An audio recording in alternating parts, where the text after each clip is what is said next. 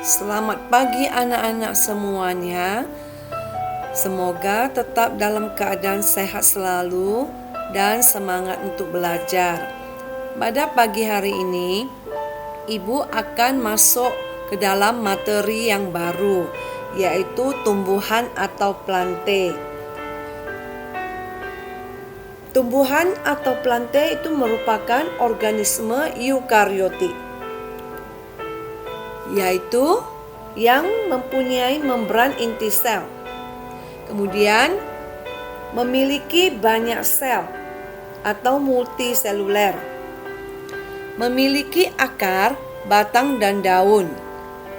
Kemudian memiliki atau mengandung selulosa pada dinding selnya. Mempunyai klorofil A dan B,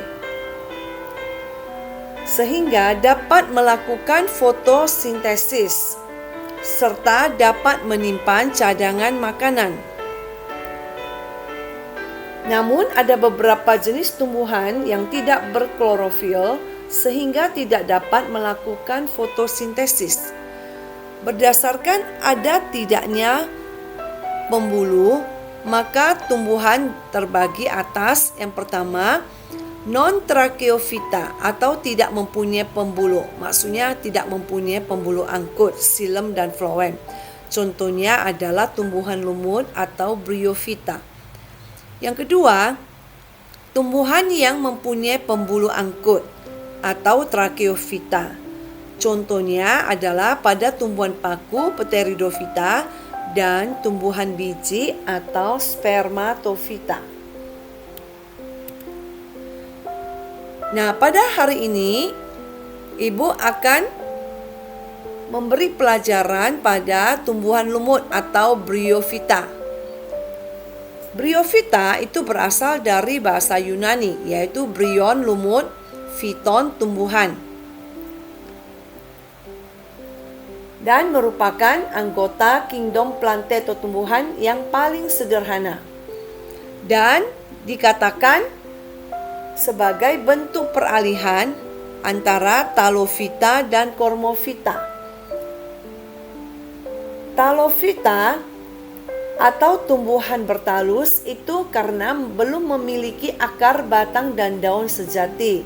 Sedangkan Cormophyta atau tumbuhan berkormus yang sudah memiliki akar, batang dan daun sejati. Sedangkan pada tumbuhan lumut atau bryophyta itu juga dikenal sebagai moss. Cara hidup dan habitat pada tumbuhan lumut. Pada tumbuhan lumut itu sebagian besar merupakan tumbuhan terestrial atau yang hidup di daratan. Dan lumut itu mudah ditemukan, terutama di tempat yang lembab atau hygrofit. Kemudian juga tumbuhan lumut ini bisa kita jumpai di tanah, di tembok, di bebatuan yang lapuk, bisa menempel di kulit pohon atau disebut dengan epifit. Tumbuhan lumut juga bisa hidup di air atau hidrofit. Misalnya pada tumbuhan lumut Rhizocarpus natans. Di tempat yang lembab dan teduh, lumut bisa tumbuh subur dan tampak sebagai hamparan hijau. Contohnya adalah tumbuhan lumut gambut atau sphagnum yang tumbuh di bioma tundra yang terletak di daerah kutub utara. Ciri-ciri dari tumbuhan lumut itu adalah kita lihat dari bentuknya, berbentuk lembaran. Ini contoh pada tumbuhan lumut hati atau Hepaticopsida. Tumbuhan kecil dan tegak, contohnya pada tumbuhan lumut daun atau Bryopsida. Ukuran tumbuhan lumut ini berukuran kecil. Biasanya memiliki tinggi sekitar 1-2 cm. Sedangkan yang tumbuhan lumut yang berukuran besar tingginya sekitar 20 cm. Bagian tubuh lumut yang menyerupai akar itu disebut dengan rhizoid. yang mempunyai fungsi untuk menyerap air dan garam mineral serta melekat pada substratnya. Daun tumbuhan lumut sangat tipis dan tulang daunnya terdiri atas beberapa lapis sel. Pada tumbuhan lumut ini hanya mengalami pertumbuhan memanjang, tidak membesar, dan tidak mempunyai pembuluh angkut, yaitu xilem dan phloem.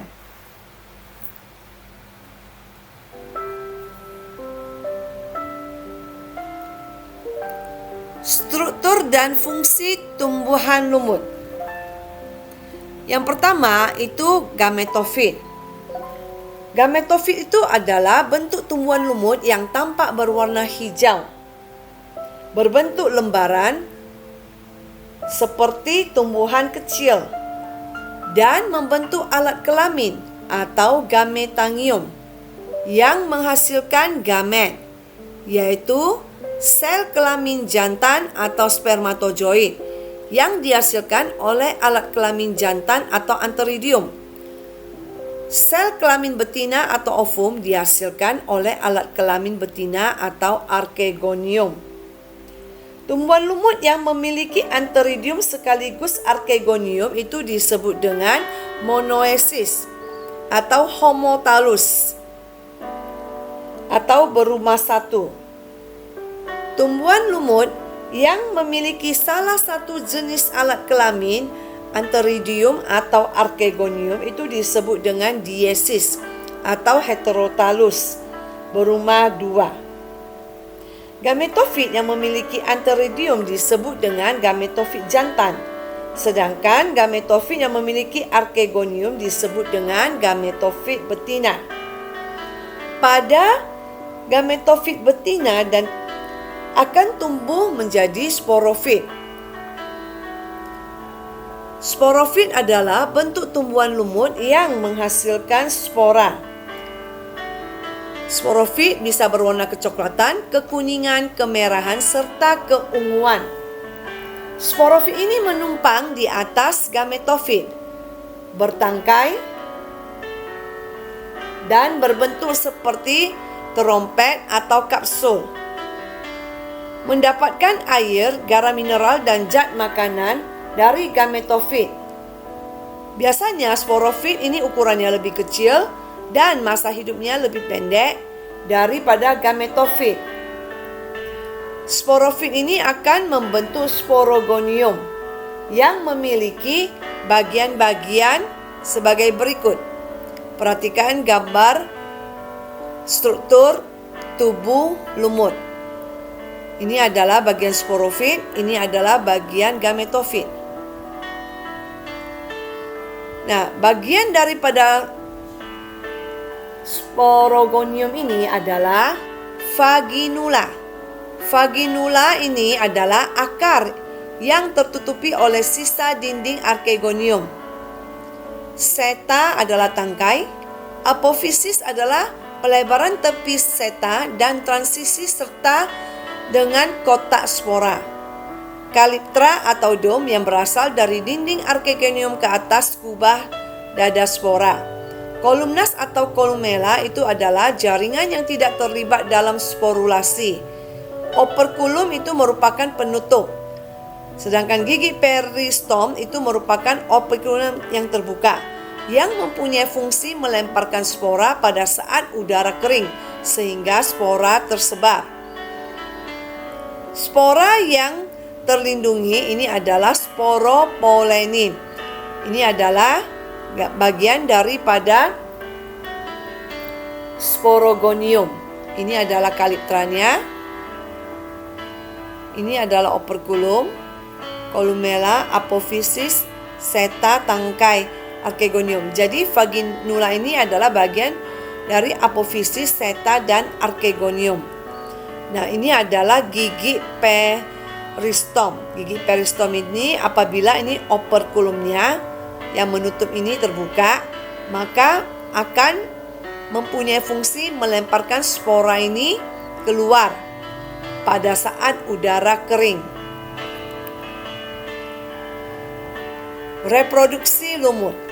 Reproduksi tumbuhan lumut ini bisa terjadi secara aseksual dan seksual.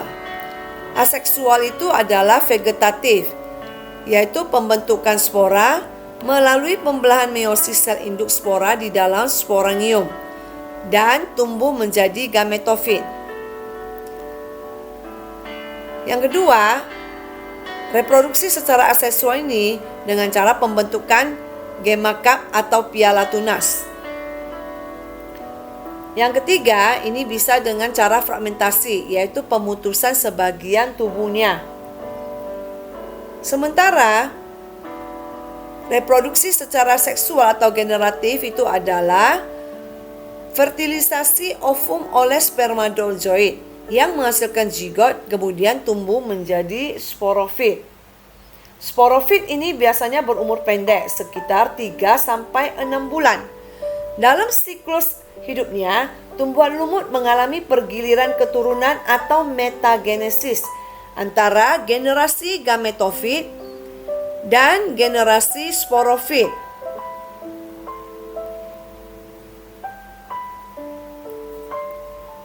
Yang berkromosom haploid N dengan generasi sporofit yang berkromosom diploid atau 2N. Perhatikan pada tabel ini. Jadi bentuk gametofit lebih sering kita temukan karena gametofit lebih dominan dan memiliki masa hidup yang lebih lama daripada bentuk sporofit. Perhatikan skema ini, yaitu spora berkromosom haploid atau N akan jatuh di tempat yang lembab, kemudian akan berkecambah. Sporanya, sel-selnya membelah secara mitosis dan tumbuh menjadi protonema yang berkromosom 1N atau haploid. Kemudian protonema ini akan tumbuh menjadi gametofit. Gametofit ini kromosomnya 1N atau haploid. Gametofit atau tumbuhan lumut jantan dan betina. Jantan yaitu antheridium, sedangkan betina archegonium. Tumbuhan lumut yang sudah dewasa akan membentuk alat kelamin jantan yaitu antheridium dan archegonium. Antheridium ini akan menghasilkan spermatozoid, sedangkan archegonium ini akan menghasilkan ovum. Keduanya akan mengalami fertilisasi menghasilkan zigot yang berkromosom 2N atau diploid. Kemudian, zigot ini akan mengalami pembelahan secara mitosis dan tumbuh menjadi embrio atau 2N. Embrio tumbuh menjadi sporofit yang diploid atau 2N kromosom. Kemudian sporofit ini akan membentuk sporogonium atau 2N yang memiliki kotak sporangium yang berkromosom 2M. Di dalam kotak spora terdapat sel induk spora atau diploid 2N yang akan membelah secara meiosis dan menghasilkan spora-spora yang haploid. Dan demikian seterusnya. Ini adalah gambar daripada reproduksi tumbuhan lumut yang mengalami mitosis dan meiosis.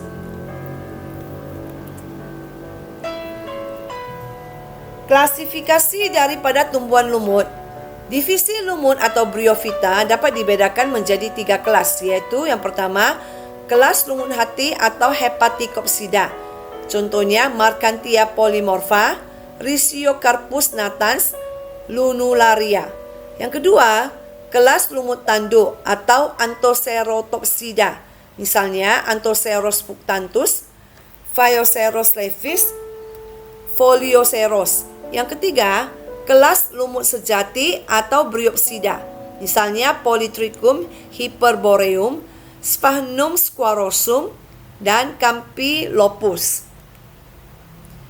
Ini adalah gambar daripada tumbuhan Marchantia. Ini tumbuhan Sphagnum dan Anthoceros, tumbuhan lumut tanduk. Sekarang kita perhatikan peranan lumut bagi manusia. Kita tahu tumbuhan lumut ini adalah sebagai produsen yang terdapat di dalam ekosistem. Tumbuhan lumut sphagnum ini memiliki kemampuan mengubah perairan menjadi daratan. Tumbuhan sphagnum ini banyak dipergunakan sebagai pengganti kapas, juga sebagai pembalut. Pada sampah sphagnum yang mengering itu disebut gambut, yang dapat kita jadikan sebagai bahan bakar, yaitu sebagai campuran untuk menggeburkan struktur tanah liat, sebagai humus untuk tanah pasir yang kurang kuat mengikat air, dan juga sebagai bahan membuat parafin dan amonia. Tumbuhan lumut ini disebut juga sebagai vegetasi perintis. Vegetasi perintis itu atau organisme perintis yang memulai tumbuhan pertama setelah lichen atau lumut kerak. Tumbuhan lumut ini sangat berperan dalam menyerap air dan menahan erosi, bisa untuk mencegah banjir, serta menyediakan sumber air pada musim kemarau. Markantia polymorpha dapat berfungsi sebagai obat hepatitis. Demikianlah pembelajaran pada pagi hari ini. Sekian dan terima kasih. Tetap menjaga kesehatan dan mengikuti protokol kesehatan, yaitu jika keluar rumah memakai masker, mencuci tangan, dan menjaga jarak.